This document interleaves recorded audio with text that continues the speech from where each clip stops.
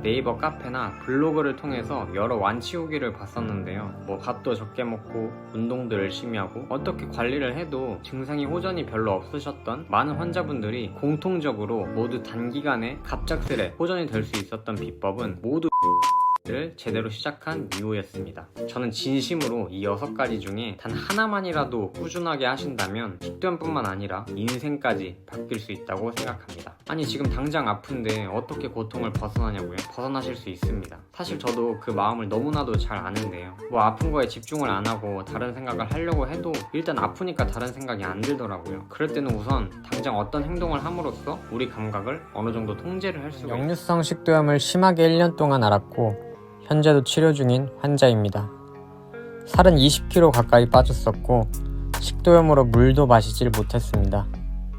수개월간의 관리 끝에 현재는 점점 원래 체중으로 돌아가고 있고 음식도 비교적 자유롭게 먹고 있습니다. 여러분도 반드시 원래의 삶을 되찾으실 수 있습니다. 안녕하세요. 역류성 식도염 전문 유튜버 걷는 청년입니다. 오늘은 역류성 식도염 치료와 관련해서 많은 분들이 간과하시는 원인에 대해서 이야기를 해보려고 합니다. 아니 원래 역류성 식도염은 그냥 음식 좀 신경 쓰고 밥 먹고 눕지만 않으면 되는 거 아니었어? 아이 그거 그렇게 관리하면 안 돼. 너 역류성 식도염 그래서 다 나았어? 아니 밥도 조심해서 먹고 눕지도 않긴 했는데 스트레스가 많아서 그런지 좀 안 낫는 것 같아. 아니 너 맨날 역류성 식도염 아닌지 맨날 걱정만 하고 이러다 죽는 거 아닌지 죽는 소리만 하고 너는 정신병원부터 가야 돼. 네, 평생 안 하던 원맨쇼를 하려니까 익숙하지가 않네요. 오늘은 역류성 식도염 치료와 관련해서 다루게 될 주제는 바로 멘탈 관리입니다. 역류성 식도염은 보통 기능성 위장장애를 동반하는 경우가 굉장히 흔한데요. 실제로 과민성 대장 증후군 환자 100명 중 50명은 정신적인 불안 증세로 인해서 병을 앓고 있다고 합니다. 때문에 스트레스로 인해 대장에 문제가 생겨서 소화가 안 되면 위의 음식이 위에 계속 머물러 있는 상태로 역류를 시작하는 것이죠. 혹시 역류성 식도염을 앓기 시작하면서 소화가 잘 안 되시진 않으신가요?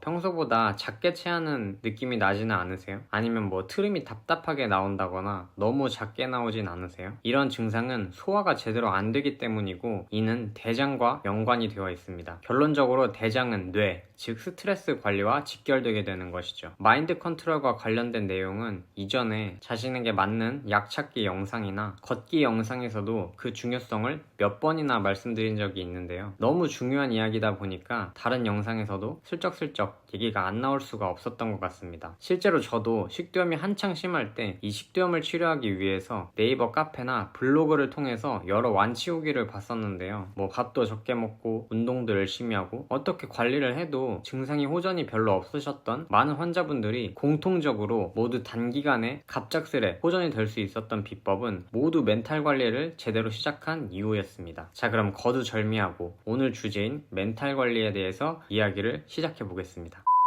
자, 멘탈 관리를 하기 위한 방법을 설명드리기에 앞서서 왜 멘탈 관리가 잘 안 되면 소화가 원활하게 되지 않을까요? 그 이유는 우리의 위장이 뇌 다음으로 많은 신경세포들이 있기 때문입니다. 한마디로 위장은 굉장히 예민한 녀석이라는 것이죠. 그리고 위장신경계는 뇌장축이라고 하는 신경 통로로 인해서 뇌와 직접적으로 연결되어 있죠. 따라서 우리가 어떤 외부 환경에 의해서 뇌에 스트레스적 요인이 입력되면 그 신호가 뇌장축을 통해서 위에 바로 전달되게 되고 위장신경은 긴장을 하게 되는 것이죠. 그럼 위장운동이 멈추게 되는 겁니다. 이것은 우리 생존 본능과도 연결이 되어 있는데요. 우리는 스트레스를 받으면 코르티졸이라는 호르몬이 분비되게 됩니다. 코르티졸은 뭐야? 이 코르티졸이라는 호르몬은 본래 원시시대 때부터 위험한 상황에 분비되는 호르몬이었는데요. 야생에서 호랑이를 만나는 것처럼 긴급한 상황이 발생하면 우리는 본능적으로 도망가라는 신호가 뇌에서 떨어지게 되고 온몸의 혈액이 근육과 심장에 쏠리게 됩니다. 몸이 본능적으로 도망가기 위한 최적의 상황을 만드는 것이죠. 그럼 이때 위장은 어떻게 될까요? 온몸의 혈액이 심장과 근육에 쏠리는 만큼 위나 장 같은 소화기관에는 혈액이 공급되지 않게 됩니다. 바로 소화가 안 되는 것이죠. 근데 이렇게 생각하실 수 있습니다.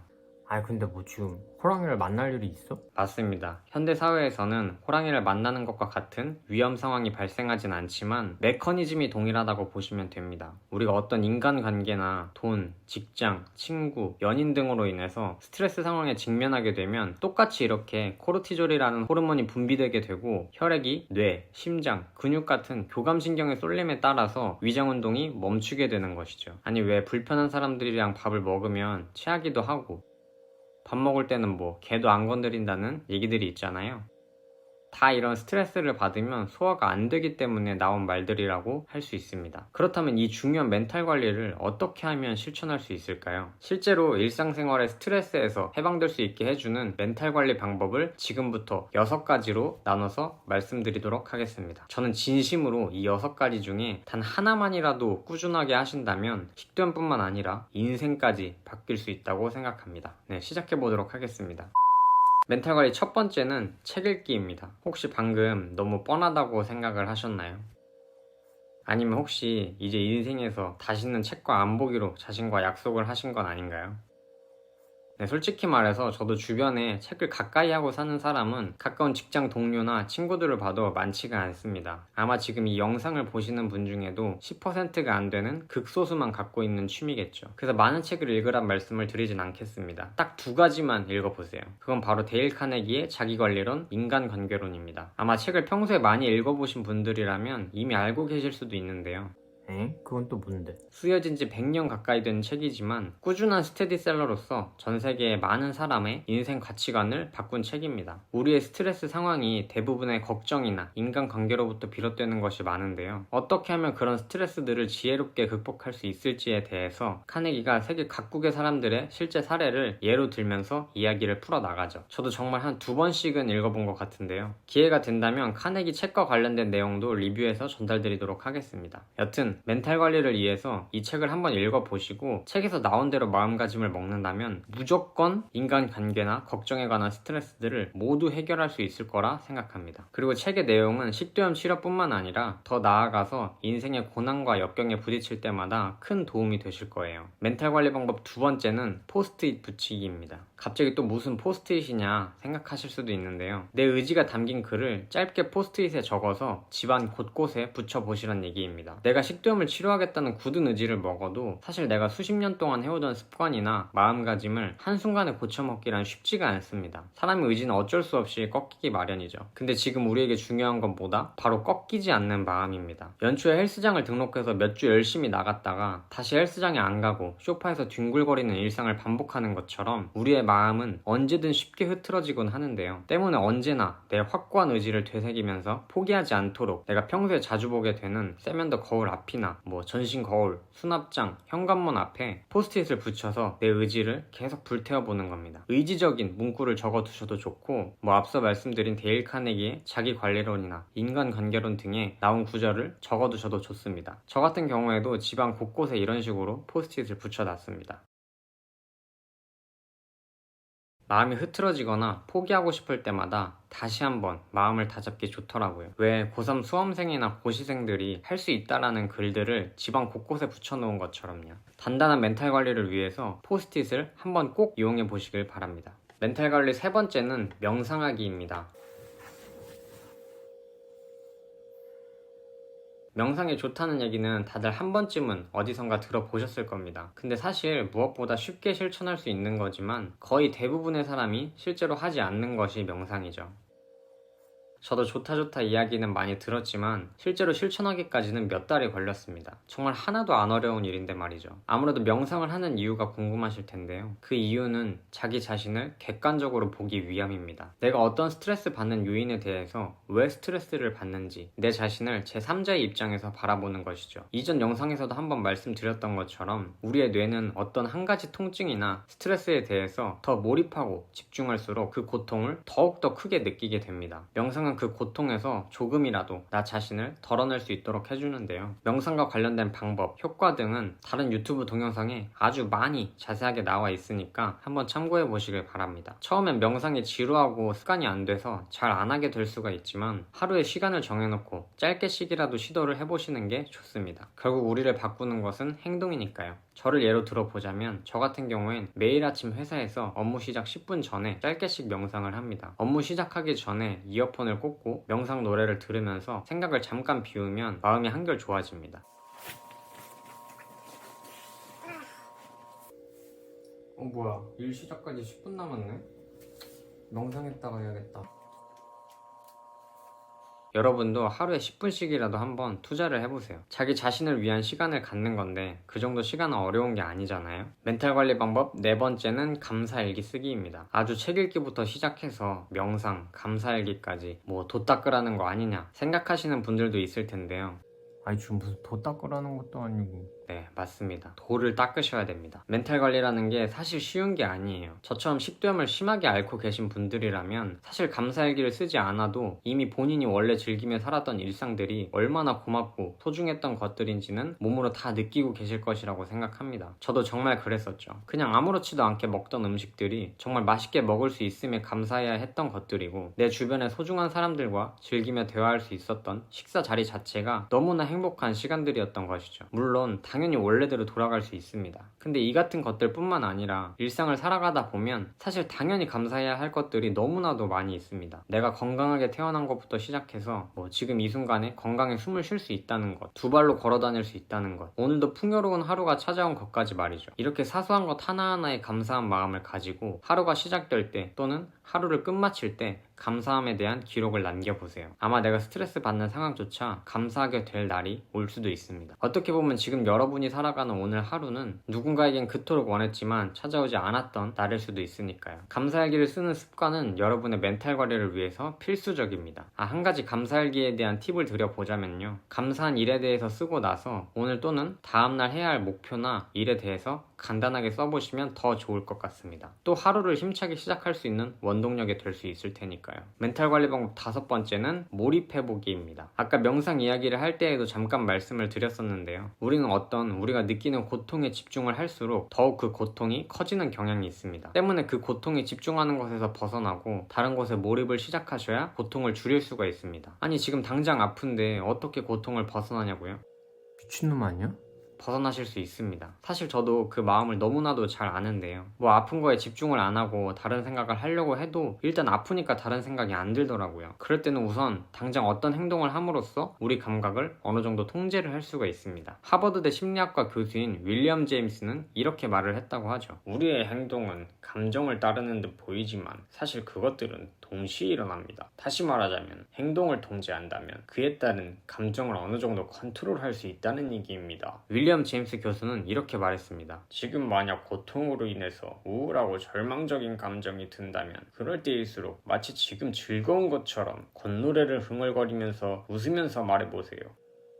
미친놈 아니야? 미친놈이라고 생각하실 수도 있는데요. 진짜 한번 해보시면 그 순간 고통이 줄어든 것 같다는 생각을 하시게 될 겁니다. 이렇게 행동을 통해서 순간적으로 고통을 조절할 수 있는 방법은 전력 질주도 있습니다. 너무 답답하고 우울한 기분이 든다면 그냥 당장 밖으로 뛰쳐나가서 50m만 전력으로 달려보세요. 그럼 기분이 한결 괜찮아지는 것을 느낄 수가 있습니다. 물론 이런 것들이 모두 해답은 아닙니다. 사실 근본적인 원인들을 해결해야 몸이 좋아지기 시작하겠죠. 하지만 언제까지나 우울하게 슬퍼하고 있을 수만은 없잖아요. 조금씩이라도 변화를 하셔야 됩니다. 지금까지 말씀드렸던 이런 순간적 몰입이 힘드시다면 내가 무언가 즐겁게 할 수 있는 다른 취미생활을 찾아보시는 것도 좋을 것 같습니다. 예를 들어서 나만을 위한 속편한 요리를 만들어 본다던가 평소에 내가 정말 하고 싶었던 게임을 해본다거나 영화를 보는 것처럼요. 식도염의 걱정이나 고통에서 벗어나서 잠시 다른 것에 관심을 오롯이 줄 수 있을 만한 자신이 좋아하는 취미를 찾아보세요. 무언가에 몰입하고 집중하는 순간 그 순간이 지나고 나서 문득 생각이 드실 겁니다. 나 이거 하는 동안 잠깐 아픈 거 까먹고 있었네 라고요. 몰입해서 아픈 것을 까먹은 것도 있지만 고통에 대한 스트레스에서 멀어져서 자연스럽게 소화가 됐기 때문에 실제로 아프지 않았을 겁니다. 시카고 대학교의 심리학과 교수인 책 몰입의 저자 칙센트 미아이는 이렇게 말을 했다고 하죠. 무언가 무아지경 몰입하는 것이 진정한 행복이다 라고요. 꼭 무언가 내가 몰입할 수 있는 것을 찾아보시길 바랍니다. 멘탈 관리 방법 마지막 6번째는 가장 간단하게 실천할 수 있는 방법입니다. 10초도 안 걸리는 것이죠. 하지만 효과는 가장 큰 바로바로 확언하기입니다. 자기계발서를 몇 권 읽어보신 분들이라면 확언에 대한 이야기도 한 번쯤은 들어보셨을 텐데요. 그런 분들이 아니라면 아마 생소하실 겁니다. 확언이 뭘까요? 확언도 다양한 종류의 확언이 있지만 제가 말하는 확언은 아침에 침대에서 일어나자마자 하는 말입니다. 확언의 사전적 정의는 이것이죠. 확실하게 말함 또는 그런 말. 아침에 저는 일어나자마자 침대에서 나오기 전에 눈만 뜬 채로 이렇게 말합니다. 오늘도 풍요로운 하루가 찾아왔다. 나는 오늘도 주어진 하루에 감사한다. 나는 반드시 역류성 식도염을 완치한다. 라고요.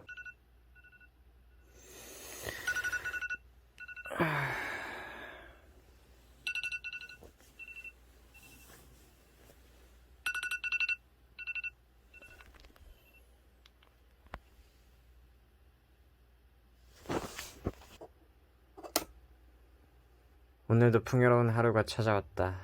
난 오늘도 주어진 하루에 감사한다. 난 반드시 역류성 식도염을 완치한다. 처음 보시는 분들은 아마 이 사람 진짜 제정신 아닌데? 라고 생각하실 수도 있습니다. 와, 이 사람 진짜 제정신 아니다. 왜 이렇게 확언을 하면서 살까요? 실제로 저렇게 말을 내뱉는다고 무슨 일이 일어날까요? 정답은 실제로 무슨 일이 일어납니다. 혹시 의식과 무의식이란 말을 들어보셨나요? 우리는 우리가 하는 행동이 모두 의식적으로 내 통제하에 행하여진다고 생각하지만 사실 무의식으로 하는 행동이 거의 95%에 달한다고 하죠. 우리는 마트에서 1,000원짜리 과자를 사더라도 내가 합리적인 판단 하에 구매를 했다고 생각하지만 그것도 모두 알고 보면 내 무의식의 영역이 과자를 사게 만든 것입니다. 그냥 내가 합리적인 판단을 했다고 생각하는 건 그냥 내가 그렇게 믿는 것일 뿐이죠. 근데 이게 식도염 치료랑 무슨 상관이 있냐고요? 상관이 없을 수가 없습니다. 오늘 멘탈 관리 영상에서 말씀드리는 모든 이야기들은 결국 긍정적인 생각과 행동을 계속함에 따라서 내 무의식을 통제하고 식도염 또는 일상에서 받는 스트레스들을 해방시키기 위함입니다. 우리가 머릿속으로 생각하는 긍정적인 것들을 생각만 하지 말고 입 밖으로 내뱉는다면 그 효과가 10배에 달한다고 하죠. 근데 하지 않을 이유가 있을까요? 무조건 해야지, 무조건. 반면 부정적인 것은 생각만으로도 7배에서 10배가량 부정적으로 될 확률이 올라가게 되고 그것을 입 밖으로 내뱉을 경우에 70배까지도 부정적인 게 이루어질 수 있다고 합니다. 할 수 없어, 안 될 거야, 포기할래 이런 말을 입 밖으로 뱉으면 실제로 그것이 그렇게 된다는 것입니다. 70배의 확률로요. 우리는 식도염을 치료하기 위해서 가능한 한 모든 것들을 긍정적으로 통제해야 합니다. 하루라도 빨리 원래 삶으로 돌아가고 싶잖아요. 그러기 위해선 내 삶의 무의식의 영역을 긍정적으로 컨트롤할 수 있도록 긍정적 확언을 하는 습관을 들여보시길 바랍니다. I can do it! 처음에 말씀드렸던 것처럼 정말 어렵지 않으니까요. 일어나서 10초만 미친 척하고 말해보세요. 오늘도 감사한 하루가 나에게 찾아왔다. 난 식도염을 완치한다. 라고요. 네, 이렇게 식도염 치료를 위해서 할 수 있는 멘탈 관리 방법 6가지에 대해서 말씀을 드렸습니다. 사실 실질적인 고통이 수반되는 상황에서 긍정적인 멘탈을 잡는다는 게 쉽지 않다는 것은 저도 식도염을 최악으로 알아본 사람으로서 누구보다 잘 알고 있습니다. 만약에 앞서 말씀드린 내용을 실천을 해도 마음이 잘 안 잡히거나 큰 변화를 못 느끼겠는 분들은 개인적으로 정신과에 가보시는 것도 좋다고 생각을 하는데요. 많은 분들이 정신과는 정말 비정상적인 사람들이 가는 곳이란 선입견을 갖고 계시지만 저는 아니라고 생각합니다. 단순히 우리 뇌도 몸의 장기 중 하나로서 단지 뇌가 아픈 것일 뿐이니까요. 저는 정신과 약을 통해서 식도염을 치료하진 않았지만 정신과 약에 대해서 간단하게 알아보니까 일반적으로 사람들이 정신과 약은 마약 같은 거라서 의존성이 심해진다거나 중독되는 일을 우려한다고 합니다. 하지만 우울증이나 불안 장애에 사용되는 약은 그런 부작용들이 없다고 하니까 그런 부분에 대한 걱정은 안 하셔도 될 것 같아요. 다만 약을 오남용하는 것은 당연히 절대로 금물이고 담당 의사 선생님과 적절한 상담을 통해서 처방받은 후에 복용하는 것이 바람직하겠죠. 네, 저는 개인적으로 식도염을 통해서 많은 고통을 느끼고 일상에 적지 않은 것들을 잃었었지만 이렇게 살았던 날들에 대해서 후회는 없다고 생각합니다. 누군가 저에게 다시 과거로 돌아가서 식도염에 걸릴지 걸리지 않을지를 저에게 선택할 수 있게 한다면 너 식도염 한 번 더 걸릴래 안 걸릴래? 한 번에 딱 말해.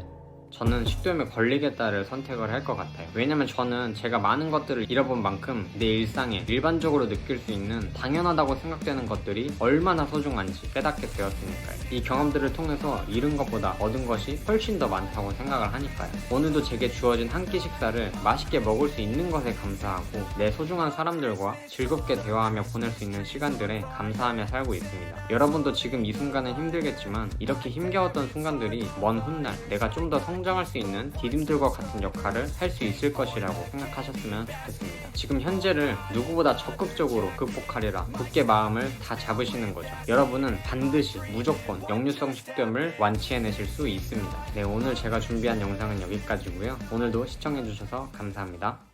식도염을 치료하기 위해선 반드시 포기해야 할 것들이 있습니다. 포기하는 것 없이 일상생활로 돌아가고 싶다고 하는 것은 운동을 안 하고 멋진 몸을 만들겠다는 거죠. 공부를 안 하고 전교 1등이 되겠다는 겁니다. 과연 그게 가능할까요? 행동하지 않고 실천하지 않는다면 절대로 변하는 것은 없습니다. 원래의 삶으로 돌아가고 싶으신가요? 이제 바뀌셔야 합니다.